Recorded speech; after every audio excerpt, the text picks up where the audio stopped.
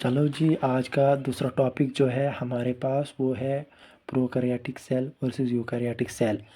The cell the unit of life से ये topic लिया है। कल का इस प्रीवियस टॉपिक जो था वो सिर्फ इंट्रोडक्शन था। मेन टॉपिक जो है वो यहाँ से स्टार्टिंग हो रही है। Prokaryotic cell, difference between prokaryotic cell and eukaryotic cell. लेकिन इससे इस चीज़ को पढ़ाने से पहले मैं कुछ इम्पॉर्टेंट चीज़ आपके साथ शेयर करना चाहता हूँ। कुछ सेल्स के बारे में हम पढ़ेंगे, उनकी शेप के बारे में, उनके साइज़ के बारे में और उनके फंक्शन के बारे में, वो उनका काम क्या क्या है। तो हम स्टार्टिंग करेंगे। सबसे पहले पहला पहला जो है पहला सेल जो है वो है लेंथा माइकोप्लाज्म। लेंथ क्या है माइकोप्लाज्म की, लिख के करेंगे हम, क्योंकि ये इम्पोर्टेंट है।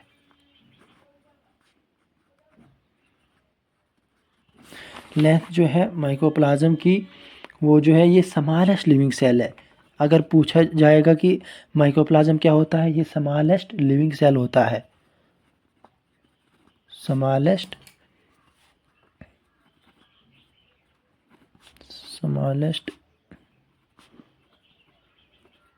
लिविंग सेल होता है, जो कितने नैनोमीटर का होता है, 0.3 नैनोमीटर का होता है। सबसे पहले जो है लेंथा माइकोप्लाज्म आया।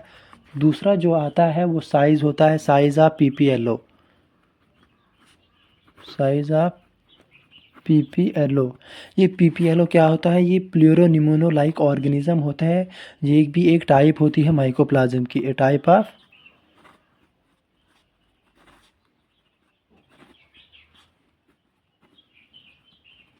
ये भी एक टाइप होती है माइकोप्लाज्म की, जो कि स्मॉलेस्ट होता है, 0.1 नैनोमीटर का। 0.1 नैनोमीटर का। उसके बाद जो आता है तीसरा, क्या आता है हमारे पास, length of typical bacteria. Length क्या होती है टिपिकल बैक्टीरिया की,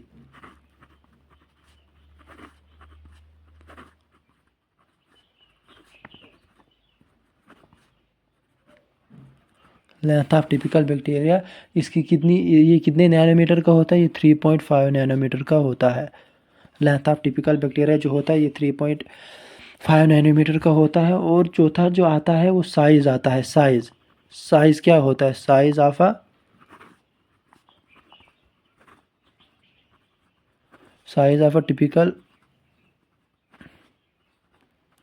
टिपिकल बैक्टीरिया ऑफ सेल क्या होता है, इसका कितने नैनोमीटर का होता है, 1.2 नैनोमीटर का होता है साइज ऑफ टिपिकल बैक्टीरिया। पहला जो है लेंथ क्या है टिपिकल बैक्टीरिया की, उसके बाद बोला गया है size of a typical bacteria of cell उसकी क्या है, तो 1.2 नैनोमीटर। तो पांचवा क्या बोला है, इन्होंने बोला है कि साइज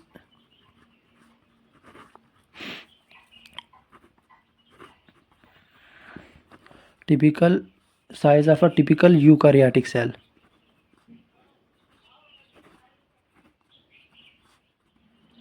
ये क्या होता है इसका, ये होता है जी 10 × 20 नैनोमीटर का होता है।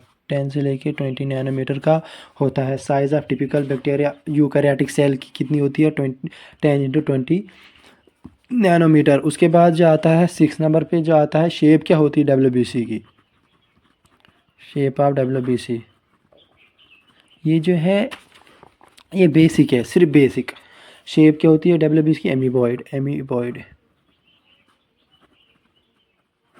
एमोइबॉइड मतलब ये ऐसी,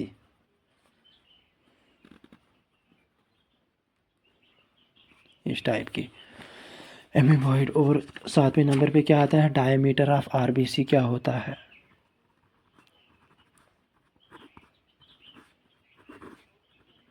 आरबीसी क्या होता है, रेड ब्लड सेल। और डब्ल्यूबीसी क्या होता है, वाइट ब्लड सेल। तो क्या होता है इसका, आर मतलब रॉड, बी मतलब बाई, सी मतलब concave, rod by concave. Concave जो कितने सेंटीमीटर नैनोमीटर का होता है, 7 नैनोमीटर का होता है। मतलब यहाँ पे रेडियस भी बोलते हैं। रेडियस क्या होता है इसका, आरबीसी का रेडियस कितना होता है, 3.5 नैनोमीटर। ये भी ज़रूरी है। इसका ये कितना होता है रेडियस, 3.5 नैनोमीटर। आरबी सीज का। उसके बाद पूछते हैं, ये तो पूछते ही कि सबसे लार्जेस्ट आइसोलेटेड सेल किसको बोलते हैं। जनरल नॉलेज का क्वेश्चन, लार्जेस्ट आइसोलेटेड सेल पूछते हैं तो क्या होता है largest isolated cell. Ostrich egg होता है जी। तो उसके बाद 9वें नंबर पे जो आता है लॉन्गेस्ट सेल क्या होता है। लार्जेस्ट आइसोलेटेड सेल और लॉन्गेस्ट सेल। लॉन्गेस्ट सेल जो होता है नर्व सेल होता है, लॉन्गेस्ट मतलब एलोंगेटेड, इस टाइप का। ये क्या होता है, एलोंगेटेड होता है। एलोंगेटेड मतलब डेड होता है, डेड, बिल्कुल डेड, नो न्यूक्लियस।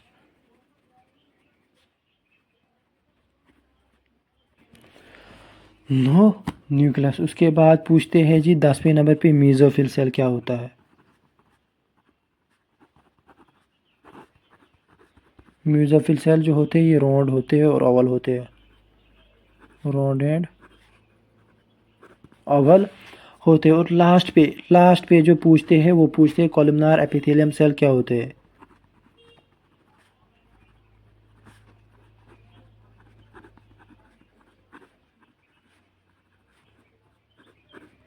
सेल क्या होते हैं, ये लॉन्ग एंड सिलेंड्रिकल होते हैं, लॉन्ग एंड सिलेंडर होते हैं, जिसका न्यूक्लियस जो होता है बेसल पे होता है। ये हो गया जी, ये है हमारे पास प्रोकैरियोटिक एंड यूकैरियोटिक सेल से पहले थोड़ी टर्म जो कि इम्पोर्टेंट है एज़ कम्पेयर टू नीट या नीट के लिए, सिर्फ नीट के लिए और 12th के लिए भी थोड़ा बहुत और जनरल नॉलेज के लिए भी, ये मेन बेसिक है। तो उसके बाद अगर हम स्टार्ट करेंगे प्रोकैरियोटिक सेल क्या होता है। प्रोकैरियोटिक सेल,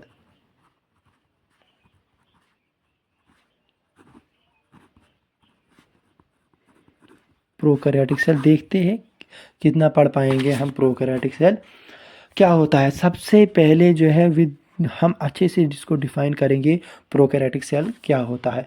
प्रोकैरियोटिक सेल, इसका जो जेनेटिक मटेरियल जो होता है ये नेक्ड होता है, मतलब इसका जेनेटिक मटेरियल हमें नज़र आता है। क्या बोलता है पहला topic, genetic material is naked, मतलब इसका जेनेटिक मटेरियल हमें नज़र आता है। एग्जाम्पल की अगर हम बात करेंगे, एग्जाम्पल क्या आती है प्रोकैरियोटिक सेल की, एग्जाम्पल जो आती है सबसे पहले आता है जी बैक्टीरिया। इसमें कौन सा आता है बैक्टीरिया में, blue green algae, blue green algae. और आता है जी साइनोबैक्टीरिया,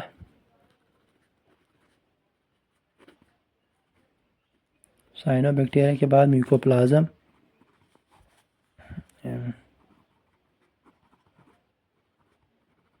म्यूकोप्लाज्म के बाद आता है जी पीपीएलओ।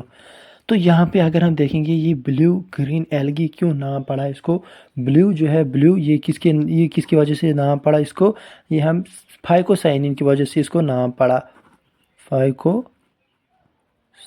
की वजह से इसको नाम पड़ा, फाइकोसाइनिन की वजह से ब्लू इसका नाम पड़ा।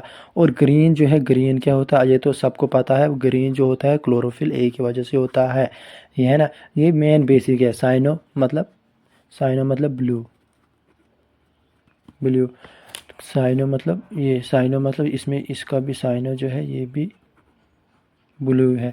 ये है प्रोकैरियोटिक सेल जिसका जेनेटिक मटेरियल हमें नज़र आता है और इसकी ये एग्जांपल आई थोड़ी सी।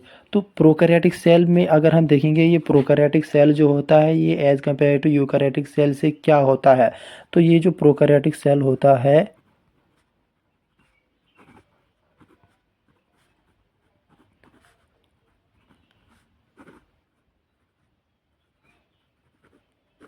ये जनरली क्या होता है, समालर होता है। ये हम देखेंगे ये समालर क्यों होता है।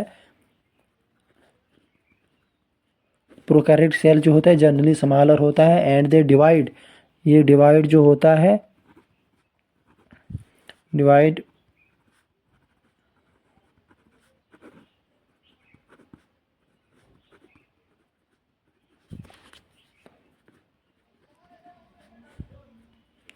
ये लाइन जो है ये एनसीईआरटी की है।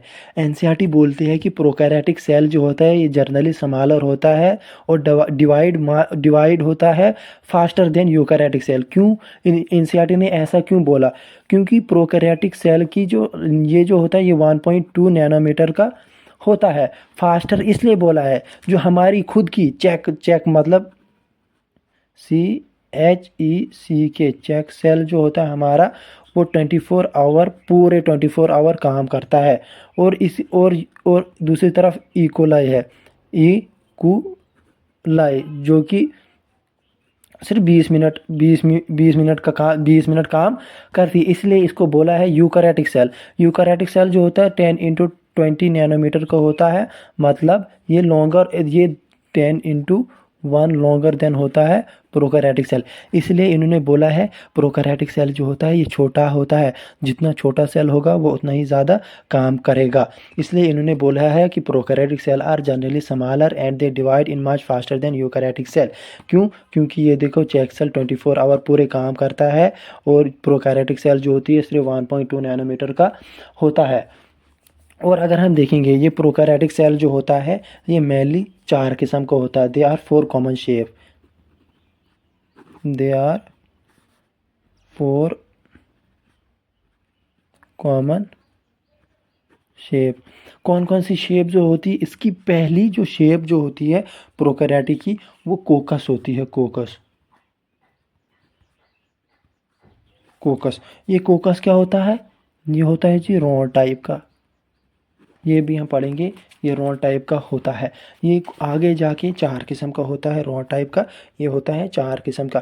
पहला जो होता है पहला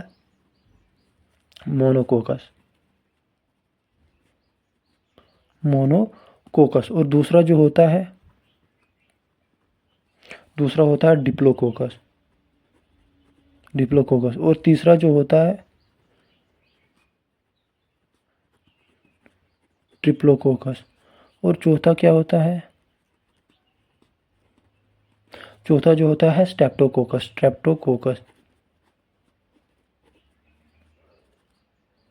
ये वही स्ट्रेप्टोकोकस है जो काज करता है नमूनिया।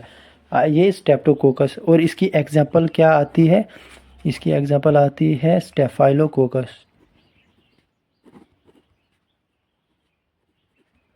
स्टेफाइलोकोकस ये किसकी स्टेफाइलोकोकस एग्जाम्पल आती है? कोकस की। सबसे पहले हमने पढ़ा कि प्रोकैरियोटिक जो होता है इसकी कॉमनली 4 शेप होती है। सबसे पहले कोकस, ये 4 किस्म का होता है। कोकस जो होता है राउंड होता है, मोनोकोकस, डिप्लोकोकस, ट्रिप्लोकोकस, स्टेफाइलोकोकस। स्टेफाइलोकोकस जो होता है ये काज करता है नमूनिया। और ये जो इसकी जो एग्जाम्पल आती है स्टेफाइलोकोकस जो शीट लाइक स्ट्रक्चर होता है, शीट लाइक स्ट्रक्चर। और दूसरी बात, अगर दूसरी शेप की अगर हम बात करेंगे बेसिलस।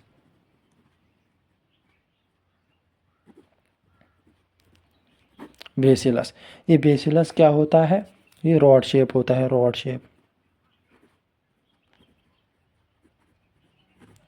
शेप का होता है। कैसे? मतलब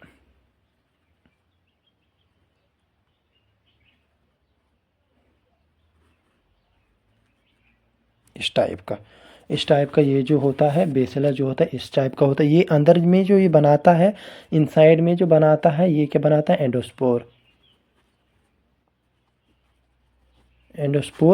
एंडोस्पोर बनाता है ये एंडोस्पोर में क्या होता है? ये इसमें जो होता है कोडिपिकोलिनिक एसिड होता है। ये कोडिपिकोलिनिक एसिड क्या होता है? जिसमें रेजिस्टेंस ज़्यादा होता है। कोडिपिकोलिनिक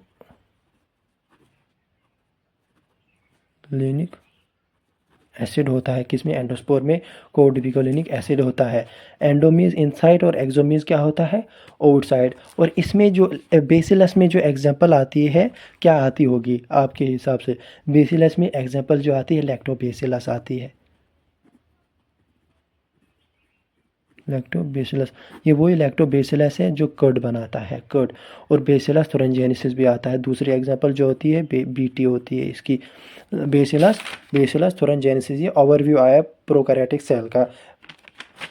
2 शेप हो गई हमारे पास। अब जो है तीसरी शेप जो है हमारे पास वो है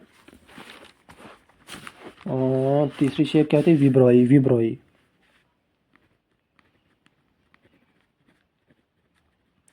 तीसरी शेप कौन सी होती है? विब्रोई, जो कि कॉमा शेप होती है। कॉमा। कॉमा मतलब इस टाइप की, उसको हम बोलते हैं विब्रोई। इसमें एग्जाम्पल जो आते हैं, विब्रोई कोलिरिया आता है।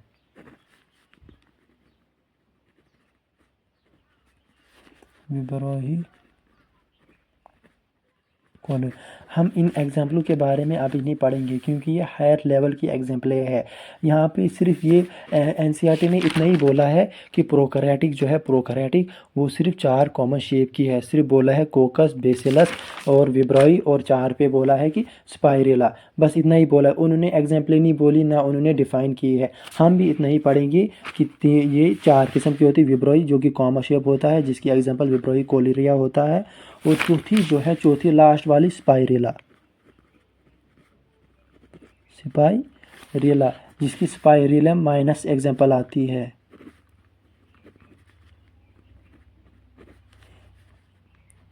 स्पाइरेलम माइनस की एग्जाम्पल आती है। ये सिर्फ ओवरव्यू था प्रोकैरियोटिक सेल का। अगर हम डायग्राम की बात करें, सिर्फ ये और शेप के बारे में हमने पढ़ा कि ये ऐसा है। सबसे पहले जो है हमने पढ़ा कि प्रोकैरियोटिक सेल का जेनेटिक मटेरियल नेक्ड होता है, और ये जो हो इसकी एग्जांपल जो होती है bacteria, blue green algae, cyanobacteria, mycoplasma और पीपीएलओ होता है। और ये जो प्रोकैरियोटिक सेल जो होता है, ये स्मॉलर देन होता है as compared to eukaryotic cell, क्योंकि ये जल्दी डिवाइड करता है अपने सेल को। और ये कॉमनली 4 शेप का होता है, कोकस, बेसिलस, सबसे पहले कोकस, बेसिलस, विब्रोई और स्पाइरेलम। ये हमने पढ़ा जी प्रोकैरियोटिक सेल के बारे में। यूकैरियोटिक सेल को स्टार्ट करने से पहले जो हम यूकैरियोटिक सेल और प्रोकैरियोटिक सेल के अंदर वाले इंटरनल वाले पार्ट जो हम पढ़ते हैं, पहले हम उनको एक एक करके डिफ़ाइन करते हैं। 5-6 पार्ट जो है सिर्फ इम्पॉर्टेंट होते हैं इसके। यूकैरियोटिक सेल इसके बाद स्टार्ट करेंगे। प्रोकैरियोटिक सेल और यूकैरियोटिक सेल के अंदर पार्ट जो होते हैं जिनसे बनता है, मतलब सेल वाल क्या होता है, सेल मेम्ब्रेन, न्यूक्लियोइड क्या होता है, साइटोप्लाज्म क्या होता है और म्यूजोसोम क्या होता है, इनके बारे में हम पढ़ेंगे और उनकी टाइप्स के बारे में पढ़ेंगे। फिर उसके बाद हम आगे यूकैरियोटिक सेल स्टार्ट करेंगे। तो सबसे पहले जो आता है हमारे पास प्रोकैरियोटिक सेल और यूकैरियोटिक सेल के अंदर वाले part, cell wall. Cell wall के बारे में कि सेल वाल क्या होता है। सेल वाल जो हमारे पास जो होती है, ये रिजिड होती है। रिजिड रिजिड होती है। सेल वाल जो होती है ये एब्सेंट कहाँ पे होती है? ये माइकोप्लाज्म में एब्सेंट होती है। Absent in,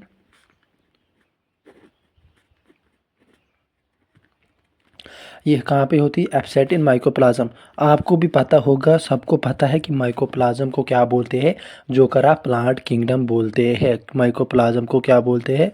joker of plant kingdom का जोकर जो है वो कौन है? माइकोप्लाज्म। ये क्या होता है? माइकोप्लाज्म जो होता है ये प्लूरोमॉर्फिक होता है। प्लूरोमॉर्फिक का मतलब क्या होता है? प्लूरोमॉर्फिक का मतलब जो होता है, प्लियोमॉर्फिक। प्लूरोमॉर्फिक का मतलब वो होता है जो अपनी शेप को चेंज करता रहता है। शेप करता है चेंज। ये आया जी किसके बारे में? हमने पढ़ा सेल वाल के बारे में, कि ये जो एब्सेंट होता है माइकोप्लाज्म में, माइकोप्लाज्म में ये इसलिए एब्सेंट होता है, उसकी ये खामियां है। ये जोकर ऑफ प्लांट किंगडम है और ये प्लूरोमॉर्फिक होता है, जो कि शेप करता है चेंज को। ये जो होती है इसमें ये दो किस्म के होते हैं, archaeo bacteria and eu bacteria. Archaeo bacteria. ये अर्चियो बैक्टीरिया क्या होता है? जो कि जिसकी इसको किसकी सेल वाल होती है? ये सेल वाल ऑफ ये सीडोम्यूरिन की होती है।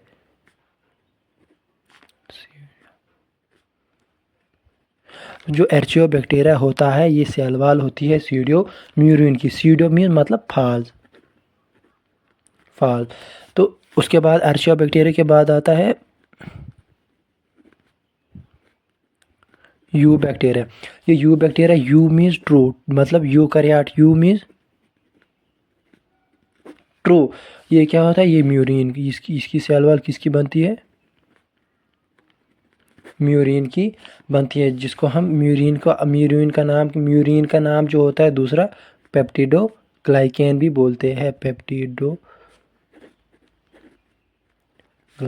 भी बोलते हैं। ये आया जी सेल वॉल। दूसरा पार्ट जो होता है वो आता है जी सेल वॉल के बाद सेल मेम्ब्रेन। सेल मेम्ब्रेन क्या होता है, सेल मेम्ब्रेन जो होती है फ्लेक्सिबल होती है,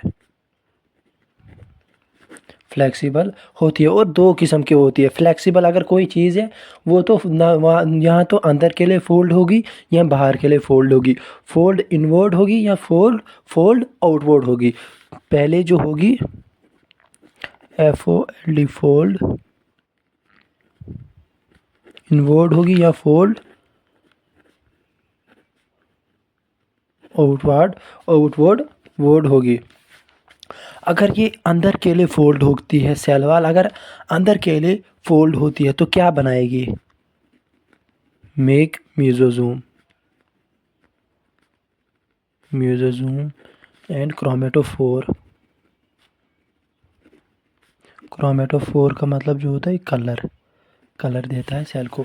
अगर बाहर के लिए म्यूजोजोम फोल्ड होगी तो उसको हम ये क्या बनाएगी फिर, मेक फ्लैजेला। फुल डिटेल हम आगे पढ़ेंगे ये फ्लैजेला क्या होता है। ये आए जी हमारे पास दो पार्ट। तीसरा पार्ट जो हमारे पास आता है वो न्यूक्लियोइड होता है। न्यूक्लियोइड क्या होता है, इसको हम आल्सो नोन एज जीनोफोर भी बोलते हैं, जीनोफोर या जीनोमिक DNA। ये इसमें जो होता है मेन क्रोमोसोम जो होता है इसमें ही होता है। मेन क्रोमोसोम जो होता है न्यूक्लियोइड में ही होता है, और मेन DNA बैक्टीरिया भी इसी में होता है। मेन DNA बैक्टीरिया भी इसी में होता है। आया जी हमारे पास 3 पार्ट, और चौथा पार्ट जो आता है हमारे पास वो आता है जी साइटोप्लाज्म। साइटोप्लाज्म जो होता है जी सेल के अंदर खाली जगह को साइटोप्लाज्म बोलते हैं। क्या होता है, सेमी फ्लूइड, उसको बोलते हैं हम साइटोप्लाज्म। उसके बाद आता है जी हमारे पास प्लाज्मिड। बताओ जी प्लाज्मिड क्या होता है। प्लाज्मिड में जो होता है एक्स्ट्रा क्रोमोसोमल DNA भी होता है, और डबल स्ट्रैंडेड सर्कुलर DNA भी प्रेजेंट होता है। इसका मतलब क्या होता है, प्लाज्मिड का मतलब क्या होता है, ये कैपेबल होता है, इंडिपेंडेंट रेप्लिकेशन कराता है। मतलब ये DNA को क्या कराता है, कॉपी कराता है। ये डिपेंड नहीं होता है न्यूक्लियोइड पे। क्या होता है ये, कैपेबल ऑफ इंडिपेंडेंट रेप्लिकेशन, मतलब कॉपी कराता है, और डिपेंड नहीं होता है न्यूक्लियोटाइड पे। डू नॉट डिपेंड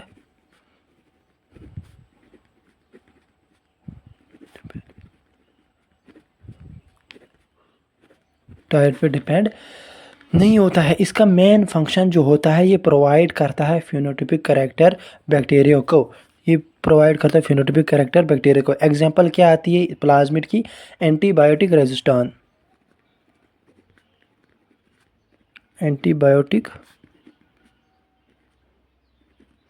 रेजिस्टेंस, ये किसकी आती है, प्लाज्मिड की एंटीबायोटिक रेजिस्टेंस। ठीक, इसके ये एंटीबायोटिक रेजिस्टेंस क्या होता है, ये जो होता है ये ब्लॉक करता है मेम्ब्रेन को। इट ब्लॉक द मेम्ब्रेन और प्रोटेक्ट करता है बैक्टीरिया को, एंड प्रोटेक्ट बैक्टीरिया। ये आता है जी प्लाज्मिड। और 5वें नंबर पे जो आता है हमारे पास वो आता है मेसोजोम, जो कि हमने अभी पढ़ा। मेसोजोम क्या होता है, मेसोजोम कैसे बनता है, जब हमारे पास सेल मेम्ब्रेन जो होती है फ्लेक्सिबल होती है, जब वो फोल्ड का होगी अंदर के लिए तो मेसोजोम और क्रोमेटोफोर बनाती है। तो अगर हम सिर्फ मेसोजोम के बारे में हम पढ़ेंगे, मेसोजोम क्या होता है, ये जो बनता है extension infolding of cell membrane की वजह से। ये जो होता है ये कितने किस्म का होता है, it can be formed extension of infolding of cell membrane. ये जो होता है ये कितने किस्म का होता है, कैन बी फॉर्म ऑफ, एक तो होता है ये जी ट्यूब्यूल, दूसरा आता है जी वेजिकल, और तीसरा आता है हमारे पास लैमिला। इन सब के बारे में डिटेल में हम पढ़ेंगे विद डायग्राम हम इनके बारे में पढ़ेंगे। तो अगर हम देखेंगे ये वेजिकल, ट्यूब्यूल और लैमिला के बारे में, तो ये जो वेजिकल जो होता है ये सिक्रीशन का काम कराता है। ये वेजिकल क्या कराता है, सिक्रीशन का काम। सिक्रीशन मतलब सेंडिंग थिंग।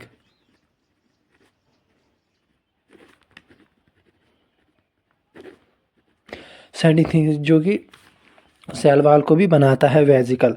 और दूसरा हमारे पास जो आता है लैमिला आता है। लैमिला क्या होता है, जो सरफेस एरिया को बढ़ाता है और एंजाइमेटिक कंटेंट को भी बढ़ाता है और रेस्पिरेशन को भी बढ़ाता है और एटीपी को भी बढ़ाता है। और तीसरे पे आता है ट्यूब्यूल। ट्यूब्यूल क्या होता है, डीएनए रेप्लिकेशन और डीएनए डिस्ट्रीब्यूशन के लिए होता है। और ये क्रोमेटोफोर क्या होता है, ये क्रोमेटोफोर जो होता है छठे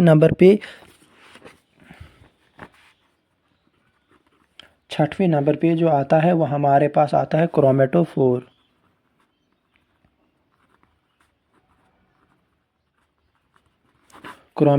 ये क्रोमेटोफोर क्या होता है, ये ट्यूबुलर स्ट्रक्चर होता है जो कि बनता है इनफोल्डिंग एक्सटेंशन से। ये क्रोमेटोफोर अगर हम देखेंगे ये कैसे होता है, इस टाइप का होता है क्रोमेटोफोर। और बाहर इसके ये पिगमेंट टच होते हैं इसके साथ ये टच होते हैं। ये क्या होते हैं, ये पिगमेंट, ये क्या होता है, ये पिगमेंट होते हैं। और क्या करते हैं ये पिगमेंट, जो कि pigment are found on it. ये हेल्प क्या कराते हैं, फोटोसिंथेसिस, एज हेल्प इन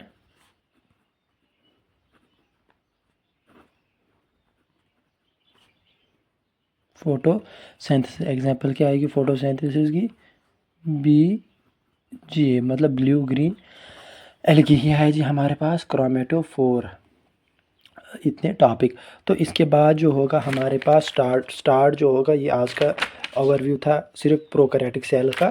तो इसके बाद जो होगा यूकैरियोटिक सेल स्टार्ट होगा। आज बहुत लंबी वीडियो बनी, सिर्फ प्रोकैरियोटिक सेल के बारे में हमने पढ़ा और टाइप्स के बारे में पढ़ा। और ये प्रोकैरियोटिक सेल के अंदर जो इंटरनल पार्ट्स होते हैं उनका फंक्शन क्या होता है, क्या करते हैं, थोड़ा बहुत पढ़ लिया। तो इसके बाद हम पढ़ेंगे सरफेस स्ट्रक्चर के बारे में, सेल एनवेलप के बारे में। एक दो टॉपिक बचने के बाद हम यूकैरियोटिक सेल स्टार्ट करेंगे। आज का जो टॉपिक है, आज तो हमने यूकैरियोटिक सेल को भी कंप्लीट करना था, लेकिन लंबी वीडियो बनने की वजह से सिर्फ हम प्रोकैरियोटिक सेल आज कंप्लीट करेंगे। तो यूकैरियोटिक सेल फर्दर कल स्टार्ट होगा।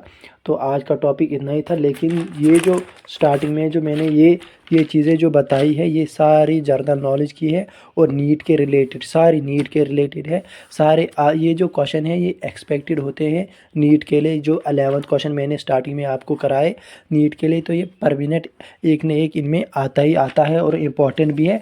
ये डेली रूटीन में हम अपनी लाइफ में यूज़ करते हैं कि हमारे अंदर कितने किस्म के ब्लड होते हैं, 2 किस्म के या 3 किस्म के, कैसे होते हैं, WBC कैसे होते हैं, RBC कैसे होते हैं, वाइट क्यों होते हैं, रेड क्यों होते हैं, शेप क्या होती है उनकी, कितने सेंटीमीटर के होते हैं, कितने नैनोमीटर के होते हैं, ये सारे हमारे अंदर सेल मौजूद है। तो इसलिए मैंने सबसे पहले स्टार्टिंग इन्हीं से कराई। तो आज का लेक्चर यहीं पे ख़त्म होता है।